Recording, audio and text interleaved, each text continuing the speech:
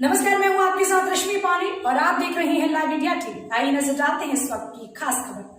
बीते 19 जून को चकबंदी का विरोध करने पर किसानों और पुलिस के बीच हुए बवाल का मामला अब राजनीतिक रूप लेने लगा है।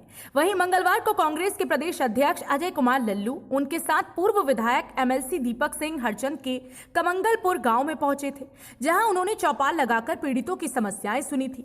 वहीं आज सपा का प्रतिनिधिमंडल गुनावर गांव पहुंचा और गांव वालों से बात की है। सपा के प्रतिनिधिमंडल में एमएलसी सुनील साजन के साथ पूर्व कैबिनेट मंत्री और ऊंचाहार विधायक मनोज पांडे के साथ जिले के अन्य विधायक भी मौजूद रहे। गुनावर पहुंचे सुनील साजन ने योगी सरकार पर जमकर हमला बोलते हुए ग्रामीणों को न्याय दिलाने की बात कही है और जिस तरह से किसानों की जमीनों को भूमाफियाओं द्वारा अवैध तरीके से कब्जा की जा रहा है, उस पर भी सपा पार्टी और उनके प्रतिनिधि ग्रामीणों के लिए आगे आकर खड़े रहेंगे। लेकिन वहीं कहीं ना कहीं एमएलसी सुनील साजन के प्रतिनिधि मंडल के आने से पुलिस प्रशासन पूरी तरह से अलर्ट मोड पर था और पूरे गांव को छावनी में तब्दील भी कर दिया गया था। सुनील साजन ने मीडिया से बात करते हुए बताया कि आज हम लोग रायबरेली के गुनावर गांव में आए हैं, जहां बीजेपी के गुंडों द्वारा पिछड़े दलित अल्पसंख्यकों जो गरीब लोग हैं उनकी जमीन जबरन कब्जा की जा रही है। वैसे तो अन्याय पूरे प्रदेश में हो रहा है और वहीं आज गांव में आने के बाद पीड़ित महिलाओं से और पीड़ित लोगों से बात करने के बाद एक बात समझ में आई है कि इतना अन्याय जो सरकार यह कहती है जो जीरो टॉलरेंस का काम कर रही है, उन्हीं सरकार के लोग गरीबों की जमीन को कब्जा कर रही हैं, उनके घर गिरवा रही हैं। पुलिस उनकी मदद करने के बजाय उन्हीं पर एफआईआर लिख रही है, उन्हीं को जेल भेज रही है, जिससे गांव में दहशत फैली हुई है और सन्नाटा देखा जा सकता है। वैसे हम इस गांव की महिलाओं और लोगों को धन्यवाद देना चाहते हैं कि इतना होने के बाद भी लोग अपनी लड़ाई लड़ रही हैं और इन्हीं की लड़ाई लड़ने के लिए माननीय अखिलेश यादव जी ने यह प्रतिनिधिमंडल यहां पर भेजा है। उन्होंने कहा कि गांव के लोगों से कह देना कि परेशान ना हो, उनकी लड़ाई समाजवादी पार्टी लड़ेगी।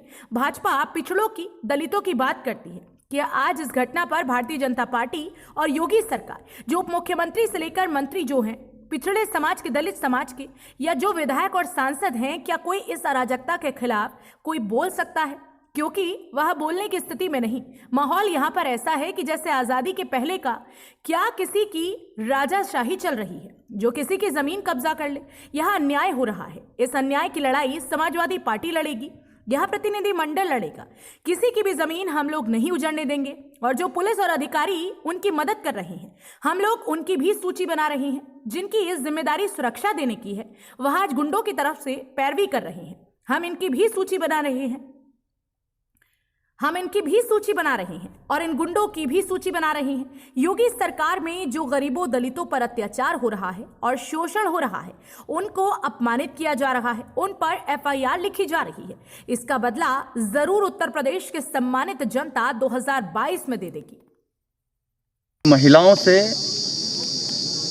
पीड़ित लोगों से बात करने के बाद एक बात समझ में आ गई है कि इतना अन्याय, जो सरकार ये कहती कि जीरो टॉलरेंस पर काम कर रहे हैं, उन्हीं सरकार के लोग गरीबों की जमीन कब्जा कर रहे हैं, उनके घर गिरवा रहे हैं। पुलिस उनकी मदद करने के बावजूद उन्हीं पर एफआईआर लिख रही है, उन्हीं को जेल भेज रही है। 150 से अधिक लोगों पर एफआईआर लिखी गई, 5 लोग गिरफ्तार हुए हैं। गांव में सन्नाटा फैला हुआ है। हम तो इन गांव के लोगों को, महिलाओं को और लोगों को हम धन्यवाद देंगे कि इस आतंक के बाद भी वो अपनी लड़ाई लड़ रही हैं और इनकी लड़ाई लड़ने के लिए माननीय अखिलेश यादव जी ने एक ये पूरा प्रतिनिधिमंडल भेजा है और उन्होंने कहा है कि गांव के लोगों से कह देना कि परेशान ना हो, उनकी लड़ाई समाजवादी पार्टी लड़ेगी। हम एक सवाल कर रहे हैं आप लोगों के माध्यम से।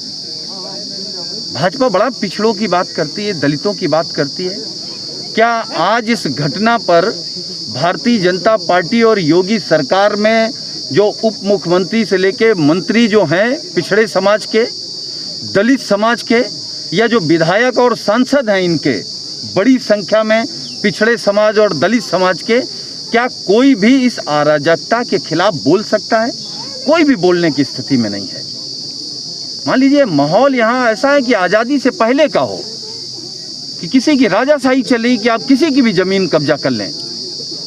ये अन्याय हो रहा है। इस अन्याय की लड़ाई समाजवादी पार्टी लड़ेगी, ये प्रतिनिधिमंडल लड़ेगा। किसी की भी जमीन हम लोग नहीं छीनने देंगे। और जो पुलिस और अधिकारी इनकी मदद कर रहे हैं, हम लोग इनकी भी सूची बना रहे हैं। जिनकी जिम्मेदारी सुरक्षा देने की थी, वो आज गुंडों की तरफ से उनकी पैरवी कर रहे हैं। हम इनकी भी सूची बना रहे हैं और इन गुंडों की भी सूची बना रहे हैं। लेकिन आपके माध्यम से ये कह दें कि ये योगी आदित्यनाथ जी की सरकार में जो पिछड़े और दलितों के खिलाफ अन्याय हो रहा है, उनका शोषण हो रहा है, उनको अपमानित किया जा रहा है, उन पर FIR लिखी जा रही है, इसका बदला जरूर उत्तर प्रदेश के सम्मानित जनता 2022 में लेगी।